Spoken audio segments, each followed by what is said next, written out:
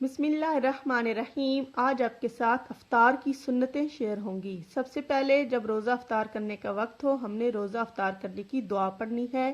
اللہم انی لک صمت وبک آمنت وعلیک توکلت وعلی رزقک افطرت۔ یہ دعا پڑھنے کے بعد آپ کے پاس میسر ہو کھجور تو کھجور سے روزہ افطار کریں، کھجور نہ ہو آپ کے پاس تو پانی سے روزہ افطار کرنا سنت ہے۔ اس کے بعد کھجور کھائی کیسے جائے؟ کھجور کھانے کا بھی ایک مخصوص سنت طریقہ ہے۔ سب سے پہلے کھجور کو کھولا جائے، کھجور کو کھول کر اس کی گٹھلی کو باہر نکالا جائے اور اس گٹھلی کو پہلے منہ میں ڈال کر اس کو چوسا جائے۔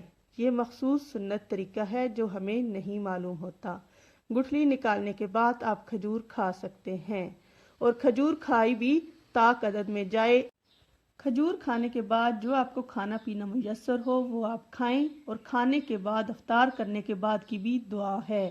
وہ دعا یہ ہے: ذہب الظمأ وابتلت العروق وثبت الاجر انشاءاللہ۔ اور عام طور پر دیکھا گیا ہے کہ افطار میں خوب پیٹ کو بھرا جاتا ہے۔ فرمان نبی سن لیں کہ اپنے دلوں کو زیادہ کھانے پینے سے ہلاک نہ کرو۔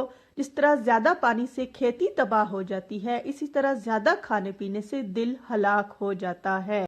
اب سوال یہ ہے کہ ان سنتوں پر عمل کیوں کریں؟